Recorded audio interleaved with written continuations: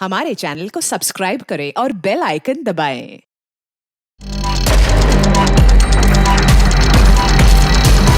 जिंदगी बहुत अनिश्चित है, कब क्या होगा किसी को नहीं पता, लेकिन सब कुछ ठीक होगा इसी उम्मीद पर दुनिया कायम है और हमारी जिंदगी भी। सही सोच के साथ सही राह पर चलते रहो तो सब कुछ ठीक होगा। यह भरोसा हमें जिंदगी जीने की हिम्मत और ताकत देता है। लेकिन अगर सब कुछ ठीक होगा इस बात पर से भरोसा उठ गया तो, उम्मीद बार बार लगातार टूटती रही तो इंसान मायूस होकर गलत लोगों, गलत बातों और गलत राह पर भटक जाता है। उसके दिल में यह डर बैठ जाता है कि जो गलत कल हुआ वही आज होगा और शायद कल भी।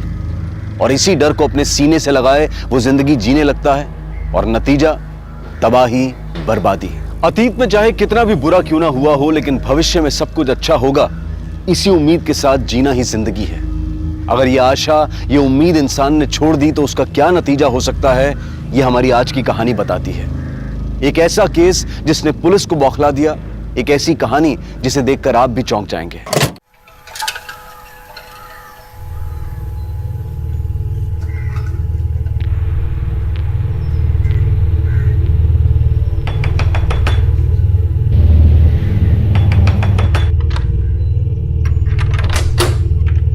क्या है? पिछले 5 महीने से आप लोगों ने दूध के बिल के पैसे नहीं दिए।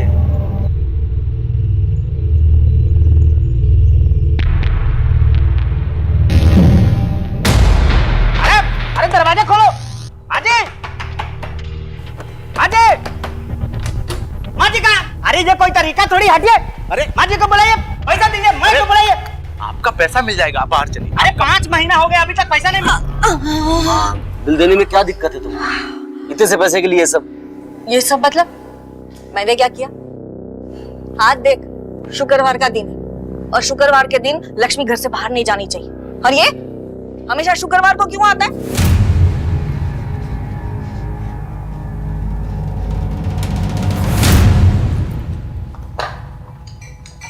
ये लो, टिफिन रेडी नहीं अभी तक। पता नहीं घर में करते क्या है लोग। मैं भी काम ही कर रही हूँ, तुम्हारी तरह यहाँ घूमती नहीं रहती। काम है मेरा वो। टिफिन दे रही हो या जाऊं? नौकरानी नहीं हूँ तुम्हारी, तमीज से बात करो। तभी से बात करने की औकात है तुम्हारी? तुम्हारी है? हाँ, बस सारी दोस्त माँ और बहन पर दिखाओ, है ना? बीवी के सामने इतनी अकड़ दिखाई होती ना तो भागती नहीं वो। अच्छा, तो तुमने कौन सा संभाली अपने पति को? बढ़िया नसीहत देने वाली। भैया भैया, अरे दीदी आप दोनों चुप हो जाइए, मैं आ गया हूँ, मैं टिफिन पैक कर देता हूँ। और हो सके तो समझाओ माँ को। रोज झगड़ा करते थे किसी न किसी के साथ, परेशान हो गया हूं मैं। और ये सब ऐसे ही चलता रहा ना तो पागल खाने भेजना पड़ेगा उनको। मैं नहीं बात करती किसी से, कि पकड़ो अपना टिफिन और जाओ।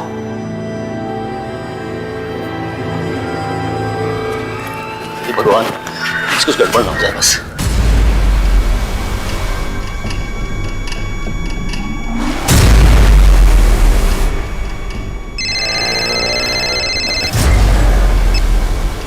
हेलो, हाँ मैं आज बात करता हूँ जुगल से। हाँ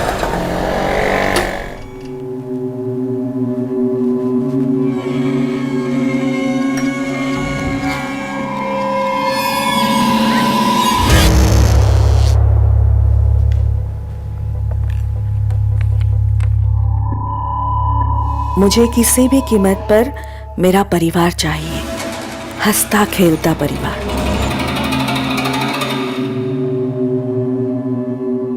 माँ, ये क्या लिखती रहती हो आप? गरम है तुम्हें? हाँ, जा।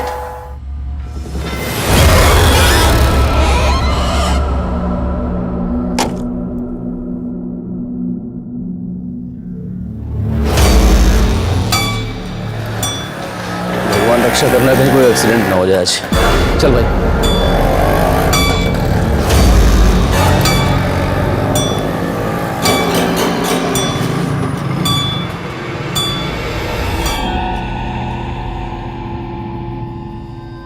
बबीता, ए बबीता। हाँ माँ। 8 बज गए, दरवाजा बंद कर ले।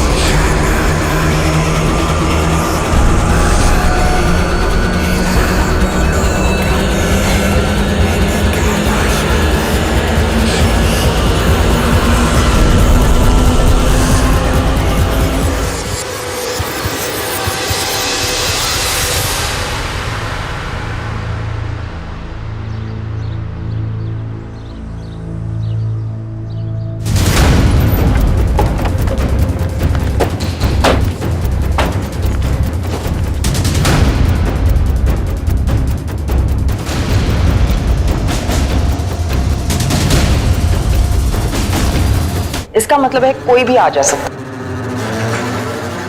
इस कमरे की खिड़की खुली हुई क्यों थी? जुगल भैया अक्सर देर से आते हैं तो उनके लिए खिड़की खुली रखनी पड़ती थी। माँ की वजह से शाम 8 बजे घर के सारे दरवाजे बंद हो जाते हैं।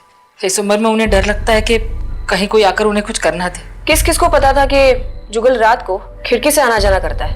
मैं और माँ के सिवाय राजेंद्र को पता था। राजेंद्र हमारे घर के और बाहर के सारे काम करता है और सुबह सबसे पहले उसने ही जुगल भैया को देखा था। घर से या इस कमरे से कोई सामान गायब है? ऐसा कुछ लग तो नहीं रहा। कल जुगल घर कब लौटा? रात 11 बजे तक तो नहीं आए थे और वैसे भी उनके घर आने का कोई फिक्स टाइम नहीं होता।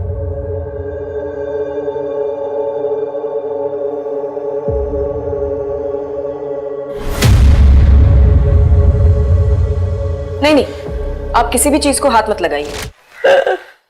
जुगल के अक्सर भी कराता था? अक्सर, और कभी कभी तो बहुत ज्यादा। किसी से झगड़ा या दुश्मनी थी यहाँ आसपास पड़ोस में या जहाँ काम करता था वहां? नहीं। ठीक है, अब हम चलते हैं। कुछ पता चलता है तो हम आपको बताते हैं।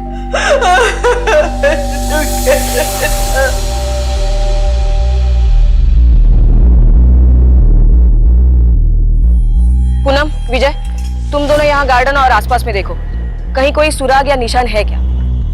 बॉडी घसीटने का कोई निशान मिल रहा है क्या, वो भी देखो। Yes ma'am. आशुतोष, पहले हमें ये पता करना है कि जुगल के घर आने से पहले उसके साथ क्या क्या हुआ। मतलब वो कहाँ से आ रहा था, क्या बताया उसकी बहन ने, कहाँ काम करता था वो? रीजन टेलीकॉम में काम करता था। हम वही चलते हैं।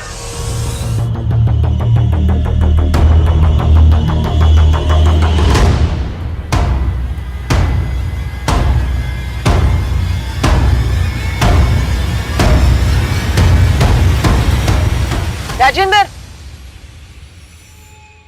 जी मैडम। ये क्या है? देखो, इस एरिया में इस टावर की काफी रेंज है, ये एरिया में ज्यादा जरूरत नहीं है। तो राजेश शर्मा, तुम्हारे ऑफिस से पता चला कि तुम यहाँ हो, तुमसे जुगल के बारे में कुछ बात करनी थी। मतलब जुगल को सचमुच कुछ हो गया क्या?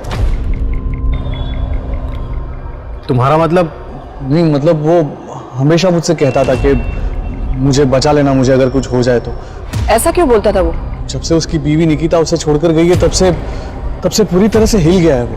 बहुत दारू पीने लगा था, बहुत अजीब हो गया था। मैंने तुम दोनों रोज पीते थे? कभी कभी। तो क्या कल भी तुम उसके साथ थे? हाँ मैडम, मैंने उसे कितने बार समझाया कि छोड़ दे, वो चली गई है, बंद कर दे दारू पीना, लेकिन वो मेरी बात मानता ही नहीं था। तो क्या वो कल भी निकिता से मिलने गया था? पता नहीं सर, मैंने तो रात को 11:30 बजे उसे रोज की तरह पास वाले चौराहे पे छोड़ दिया था। और वो किस जिल्लत की बात कर रहा था? वो भी एक अजीब कहानी है मैडम, उसके बारे में मेरे से बेहतर उसके घर वाले ही बता पाएंगे।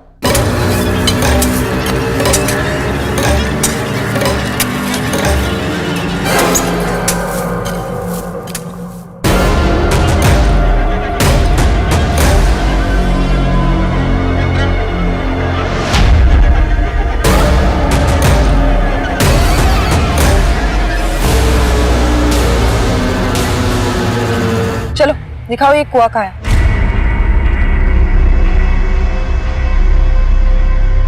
इसी कुएं से निकाला था मैंने। घर वालों को इसके बारे में कुछ पता है? तुमने बताया कुछ उन्हें? मैंने जानबूझकर नहीं बताया मैडम। क्यों? क्योंकि जुगल भैया कुत्तों को लेकर बहुत परेशान होते थे। अगर ये बात उनको पता चलती तो वो गोपाल अय्यर से बहुत झगड़ा करते। गोपाल अय्यर? ये कौन है? हमारे पास ही रहते हैं मैडम। उनको कुत्तों से बड़ा प्यार है। वो कुत्तों को कहीं भी खाना खिलाने लग जाते हैं, यहाँ तक कि हमारे घर के बाहर भी।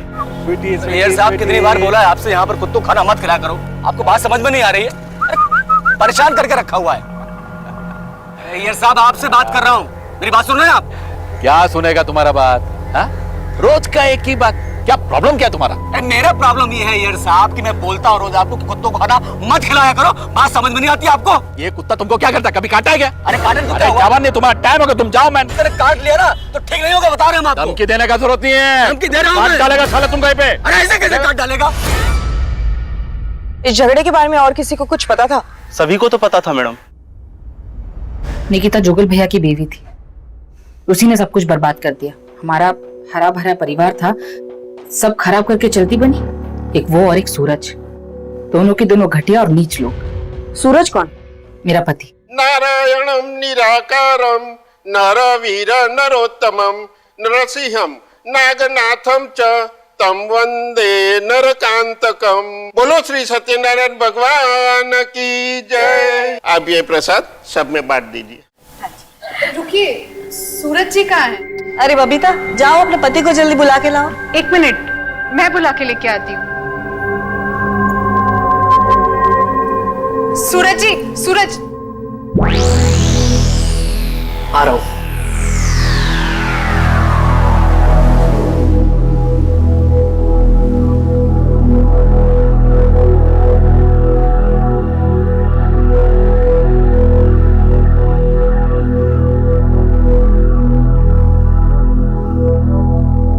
अरे भाई जल्दी आ जाओ, सब वेट कर रहे हैं। आ रहे हैं। बबीता, टॉवल देना। बबीता।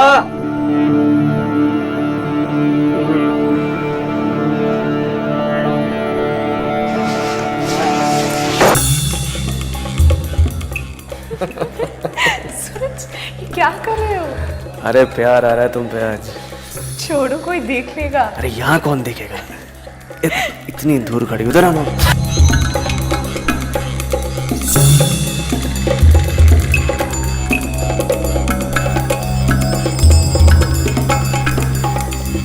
लेकिन जब माँ ने उन दोनों से पूछा तो दोनों ने साफ इनकार कर दिया।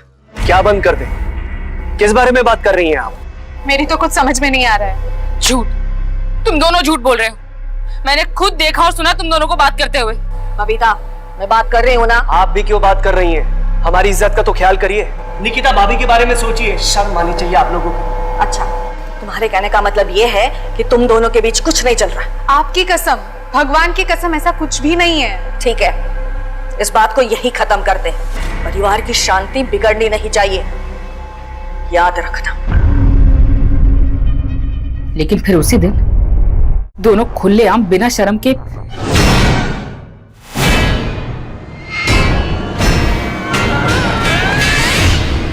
सूरज! सूरज! क्या तुमने अपने पति को ढूंढने की कोशिश नहीं की? नहीं, मैंने सूरज को डिवोर्स दे दिया था। तो सूरज उस घर में घर जमाई बनकर रह रहा था? हाँ, उन दिनों सूरज का काम घाटे में चल रहा था, इसीलिए कुछ दिनों के लिए हम माँ के यहाँ शिफ्ट हो गए थे। सूरज ने मुझसे कहा था कि उसे जल्दी एक बड़ा ऑर्डर मिल जाएगा और फिर हम अपने घर में शिफ्ट हो जाएंगे। फिर उसके बाद आपकी तरह जुगल ने भी निकिता को डिवोर्स दे दिया? नहीं, उसने मना कर दिया था।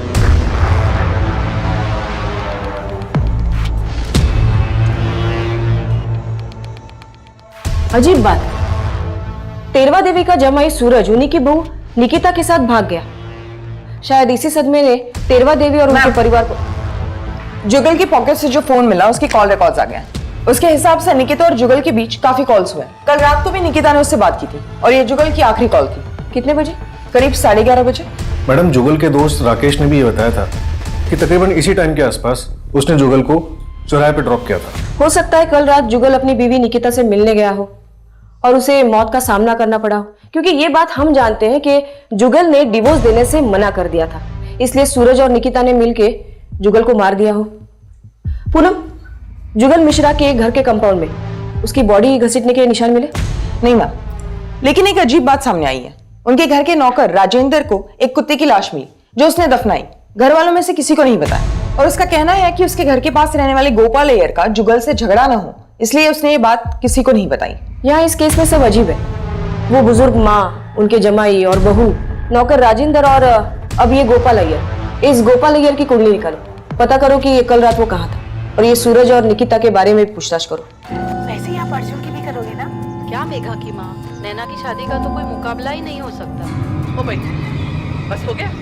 मैं अपने अर्जुन और जूही की शादी ऐसे करूंगी कि देखती रह जाओगी, आंखें फट जाएंगी, लाखों में एक। कौन है? माँ कौन है? माँ कौन है? माँ, माँ कौन है? मैं हूँ बबीता। बबीता, वो आया? वो नहीं आया। ऐसे कैसे? तूने उसे जुगल के बारे में बताया था ना? अब उसे आना ही होगा, अब आना ही होगा उसे।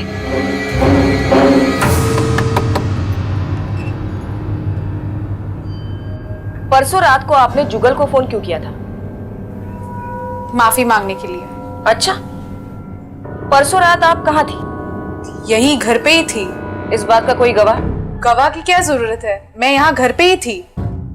मगर आप ये सब क्यों पूछ रहे हैं? कल सुबह जुगल के कमरे से उसकी लाश मिली। तो इससे आपको कोई दुख नहीं पहुंचा? जो होता है अच्छे के लिए होता है। अब सूरज के साथ शादी करने के लिए आप आजाद जो हो। आजाद? सूरज ने तो कब से अपनी आजादी चुन ली है। मतलब? हमारे बीच में अब कुछ भी नहीं है। तो अब सूरज कहाँ है? मुझे नहीं मालूम। गोपाल अय्यर आपका ही नाम है ना? जी मेरा नाम है। जुगल मिश्रा को जानते थे? वो दरिंदा, मेरे को तो उसका नाम भी नहीं सुनना। परसों सुबह आपकी उसके साथ लड़ाई हुई थी। हाँ, वो तो रोज होती है, कौन सी नई बात है। और आपने उसे मारने की धमकी भी दी थी। काट डालेगा साला तुम गए पे। अरे ऐसे कैसे काट डालेगा? अरे मैडम, मैं तो उसे डरा रहा था, पता नहीं उसे कुत्तों से इतनी नफरत क्यों थी। अब देखिए ना, पिछले हफ्ते मेरे 3 कुत्ते गायब हो गए, उसी ने शायद कुछ किया होगा। अच्छा वो मर गया, कम से कम मेरे कुत्ते तो बचे रहेंगे। परसों शाम को और रात को आप कहाँ थे? जी मैं घर पे था, पूरी रात घर पे था। आपको चाहिए तो मेरी बीवी से पूछो। लेकिन आप लोग ये सब मुझसे क्यों पूछ रहे हैं? आपको क्या लगता है मैंने कुछ किया?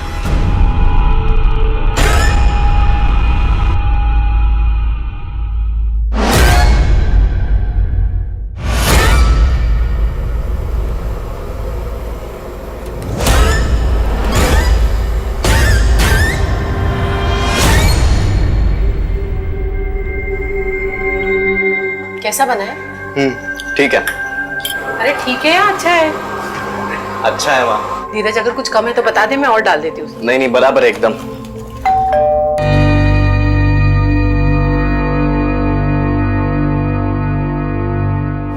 धीरज बेटा, कितना बड़ा हो गया है तू। 5 साल हो गए तुझे देखे। अरे अपनी दादी और बुआ को अंदर नहीं बुलाएगा? आ जाइए। बबीता, टिफिन ला। धीरज बेटा आजा, इधर आजा, खाए। कौन है धीरज? धीरज, आप दोनों से मैंने साफ साफ कहा है कि आपसे हमारा कोई लेना देना नहीं है। सुनाई नहीं दे रहा आपको? इज्जत से निकल जाइए वरना धक्के मार के निकलवाऊंगी। ये ले धीरज बेटा, ले बेटा, ले बेटा। अरे मेरे हाथ का बना घर का ताजा खाना है और सब कुछ इसकी पसंद का है। धीरज, इनके हाथ का बना कुछ मत खाना। क्या नहीं खाने थे उसे, कुछ नहीं होगा उसे। हाँ? फिर भी वो नहीं खाएगा। बबीता खाइए, खा खा, ताकि उसको पता चले कि इसमें मैंने जहर नहीं डाला है। देख, देखा? और सुन, धीरज मेरा पोता है, वो मेरे घर में रहना चाहिए, मेरे साथ। धीरज उस घर में कभी नहीं जाएगा। उस घर में एक भी मर्द जिंदा नहीं रहता है। अब तो जुगल को भी खा गए आप लोग। याद रखता नहीं, बहुत पछताएगी तुम। निकलिए।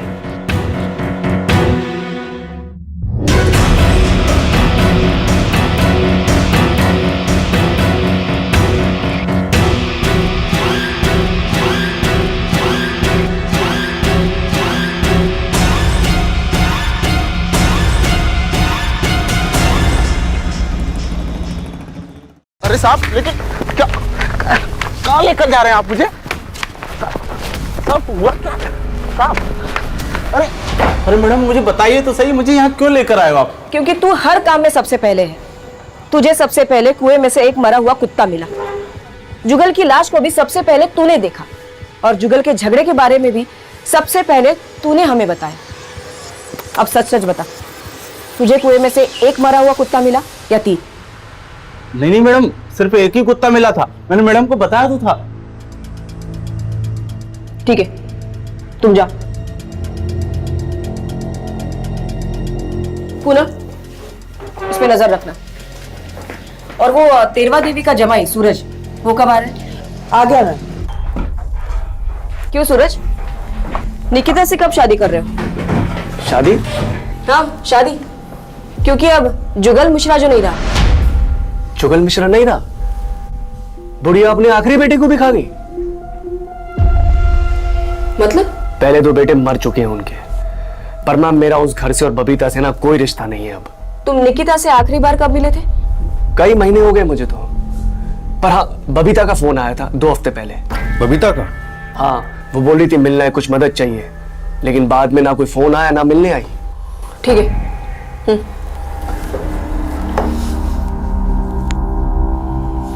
बबीता ने इसे फोन क्यों किया होगा?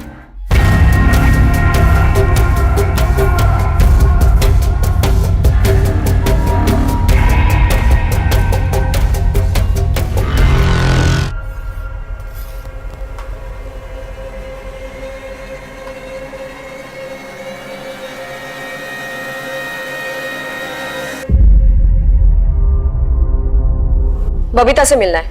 वो तो घर पर नहीं है। कहाँ चली गई वो? मंदिर गई है वो, देर से लौटेगी। आपने बताया नहीं कि जुगल के और 2 भाई भी थे? जुगल की मौत के बाद हमने काफी लोगों से पूछताछ की। सबका यही कहना है कि इस घर के मर्द जिंदा नहीं बचते। ऐसा क्यों? पता नहीं है, हमारे ये घर के मर्दों को क्या हो जाता, कोई रहना ही नहीं चाहता इस घर में। मेरा बड़ा बेटा युवराज 14 साल की उम्र में ही बीमारी की वजह से मर गया, और दूसरा बेटा गिरिजेश, उसका एक्सीडेंट हो गया।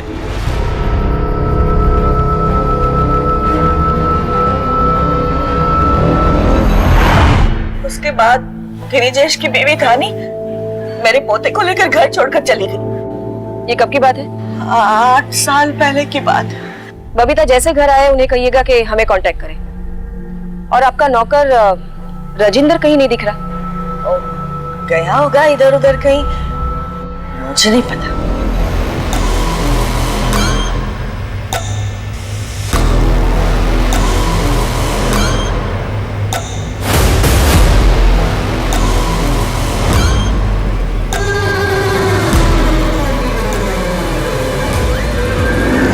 नमस्ते साहब।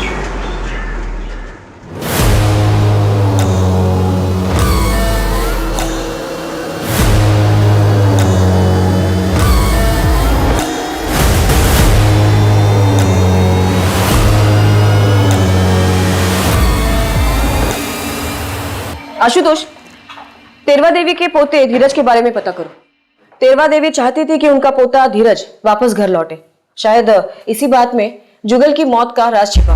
और मैडम, ये गिरिजेश की मौत क्या वाकई में एक एक्सीडेंट थी या फिर इसमें भी कुछ और था?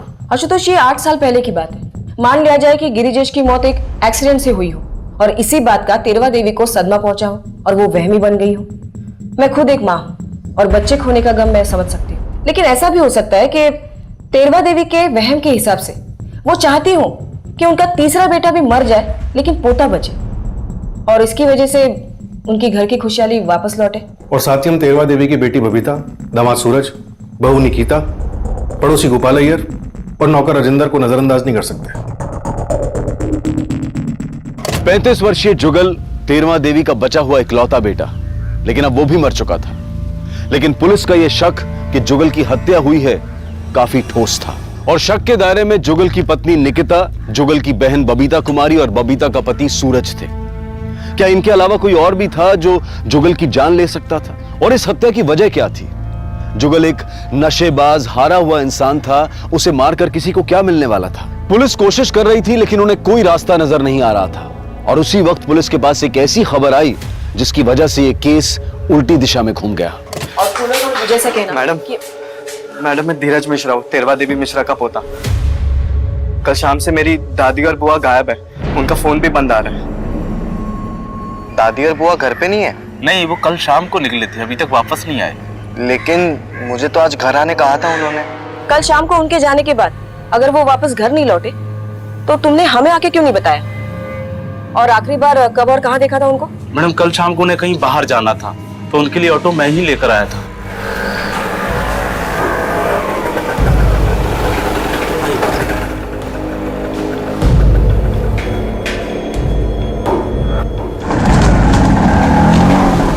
उनके पास कुछ सामान वगैरह था? एक छोटी सी थैली थी मैडम, बस। ठीक है, उनके बारे में अगर कुछ पता चलता है तो हम तुम्हें बताते हैं। जी मैडम। आशुतोष, ये बड़ी हैरानी की बात है। बबीता और तेरवा देवी का गायब होना और जुगल की मौत का कुछ ना कुछ तो कनेक्शन है। शायद इन दोनों ने मिलकर कुछ किया हो, लेकिन 2 औरतें एक साथ ऐसे अचानक गायब कहाँ हो सकती है?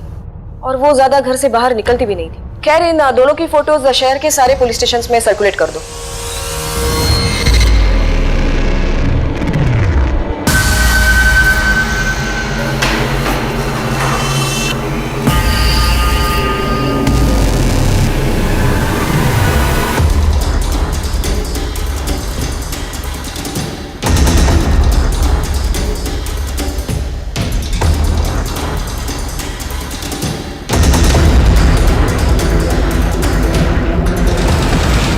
बबीता कुमारी और तेरवा देवी का गायब होना एक पहेली थी।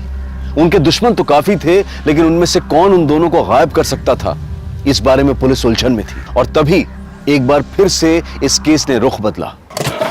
मैडम, जुगल मिश्रा की पोस्टमार्टम रिपोर्ट। इस रिपोर्ट के मुताबिक जुगल की मौत अल्कोहल ओवरडोज की वजह से हुई थी। ज्यादा शराब पीने की वजह से उसे वोमिट सेंसेशन हुआ, जो उसके विंड पाइप में अटक गया और वो सांस नहीं ले पाया। इसके अलावा जुगल की बॉडी में शराब छुड़ाने की दवाई के ट्रेसेस भी मिले। डॉक्टर ने रिपोर्ट में death by natural cause he लिखा है। और फॉरेंसिक रिपोर्ट के मुताबिक शराब छुड़ाने की दवाई के ट्रेसेस उस खाने की प्लेट में भी मिले हैं जो हमें जुगल के रूम से मिली थी। लेकिन अब सवाल ये उठता है कि अगर जुगल की हत्या नहीं हुई थी तो तेरवा देवी और बबीता भागे क्यों? इन दोनों के भागने के पीछे जरूर कोई कारण होगा, या फिर यह भी हो सकता है कि इन दोनों के साथ भी कोई हादसा हुआ हो। मैम, बबीता और तेरवा के फोन रिकॉर्ड्स। तेरवा के फोन रिकॉर्ड्स में कुछ खास हाथ नहीं लगा, लेकिन बबीता की राजेश शर्मा के साथ अक्सर फोन पे बातें होती थी। राजेश शर्मा? कौन, वो जुगल का दोस्त?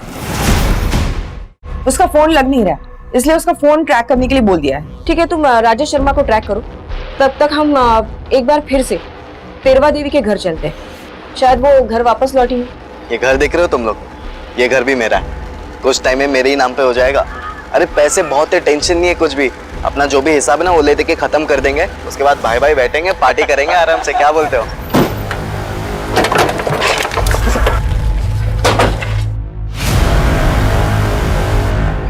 तुम यहाँ क्या कर रहे हो? और राजेंद्र का है? सर, मैं वो अपनी दादी और बुआ से मिलने आया था बस।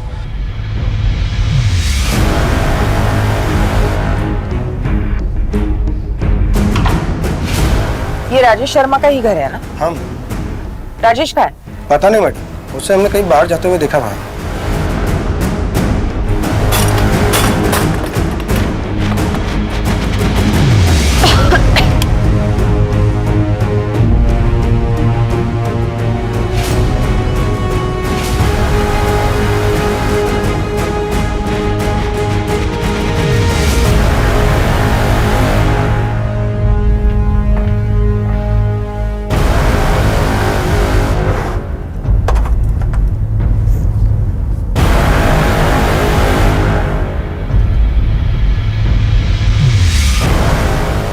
लेकिन इस रिपोर्ट के मुताबिक ये राजेश शर्मा 3 दिन से गायब है। कुछ अता पता नहीं है, उसका फोन भी ट्रेस नहीं हो पाया। लेकिन हमारे खबरियों से ये पता चला कि बबीता और वो अक्सर छुप छुप कर मिला करते थे।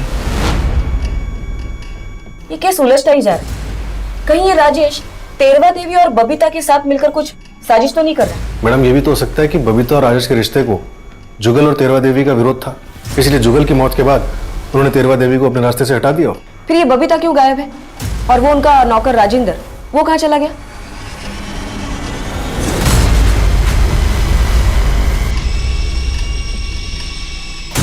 तेरवा देवी की इस डायरी में बहुत कुछ लिखा हुआ है। पुलिस के सामने एक जबरदस्त पहेली थी। तेरवा देवी की वो डायरी जिसमें उसने अपने दुश्मनों के नाम लिखे थे।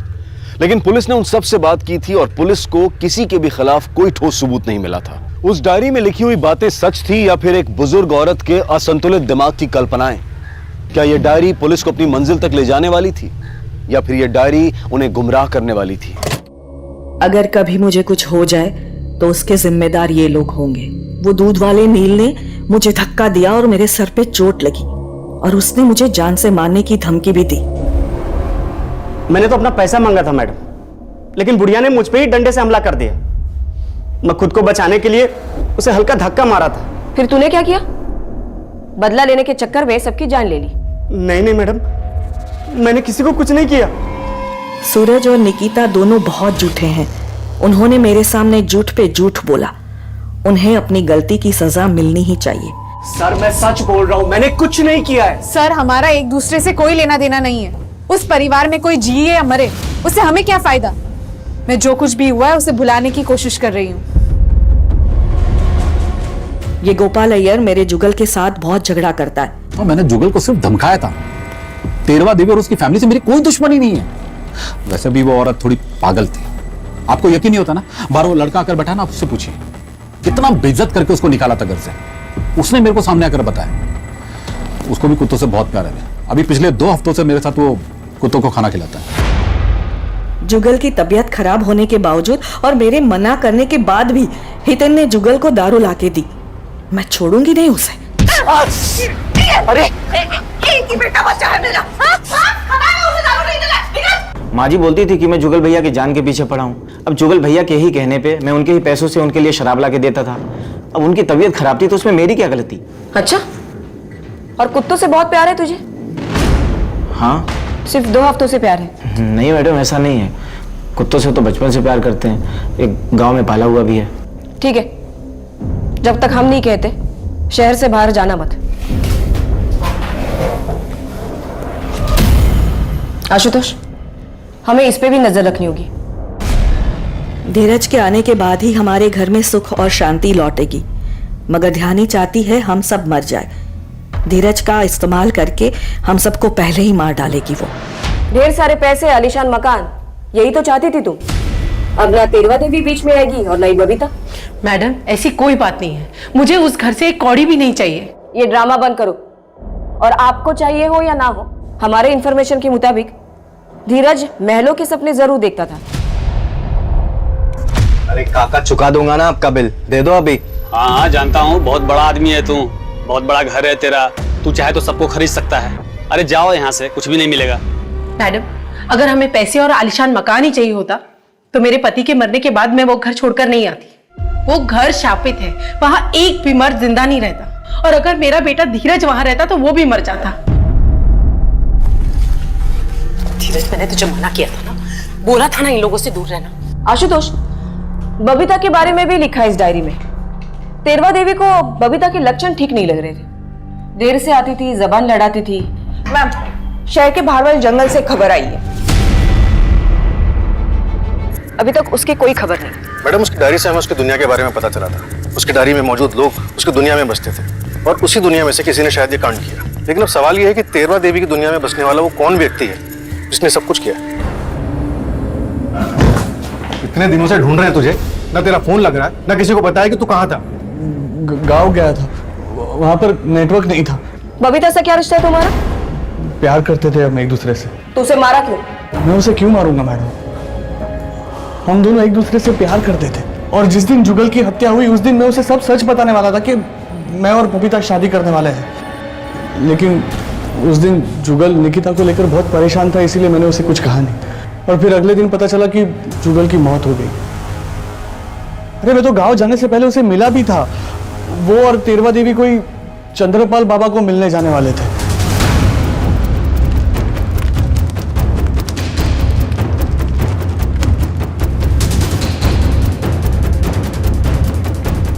चंद्रपाल, ये बबीता और ये तेरवा देवी, क्या ये 2 औरतें तुमसे मिलने आई थी? हाँ आई थी।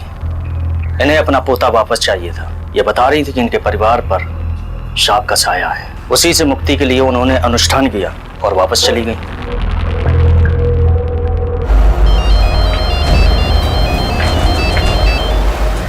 हेलो,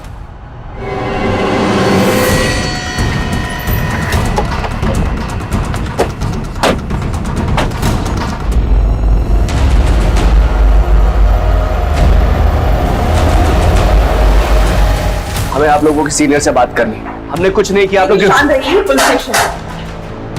मैम, आपकी टीम हमें जबरदस्ती लेकर आई है। किस लिए?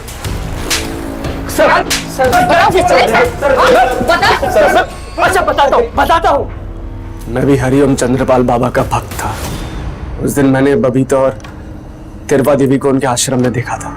वहां से मुझे पता चला कि वो दोनों वहां पे वापस आने वाले थे। तब मैंने हितेन को याद किया। हितेन को पहले ही तेरवा देवी से नफरत थी। ये रिक्शा चलाता है। माँ जी नमस्ते। पहचाना? इसने घर छोड़ने के बहाने उन दोनों को अपने रिक्शा में बैठाया। कहाँ जा रहे हैं हम? अरे हितेन, हमारे घर का रास्ता नहीं है, कहाँ से लेकर जा रहा है तू? ये अजीब सी जगह है। कहाँ लेकर आया तू? कितने बार बोला तेरे को? क्या क्या कर रहा है? कहाँ लेकर जा रहा है? पकड़ सूरज चल। सूरज तू। लेकिन ये सब करके तुम दोनों को क्या हासिल होने वाला था? क्या तुम तेरवा देवी से कुछ साइन करवाना चाहते थे? मैम हमें तो बाद में मिलता, पहले तो उसे हासिल होने वाला था। किसे?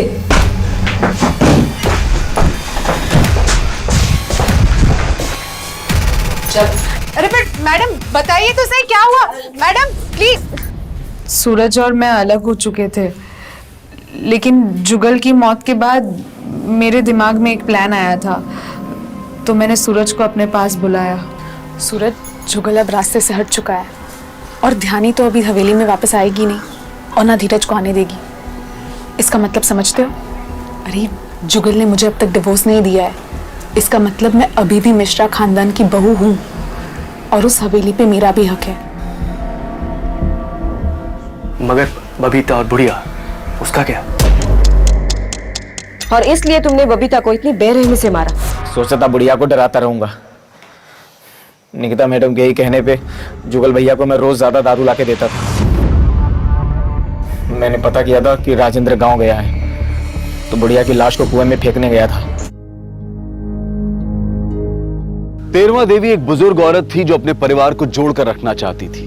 वो चाहती थी कि उसका परिवार एक ही छत के नीचे सुख और शांति के साथ रहे, लेकिन वो हो ना सका और नतीजा उसका भरोसा, उसकी उम्मीद टूट गई। जिंदगी के इस अनिश्चित पहलू ने तेरवा देवी को इस कदर तितर बितर कर दिया कि वो तंत्र मंत्र और तांत्रिक की झूठी बातों पर भरोसा करने लगी। उसका विश्वास ऐसी बातों पर बैठ गया जहां पर सिर्फ फरेब और मक्कारी थी, और था तेरवा देवी के बचे खुचे कुटुंब का अंत। तेरवा देवी अकेली थी, उम्र ढल गई थी, कमजोर थी, और राजेंद्र, निकिता और सूरज ने इस बात का फायदा उठाया।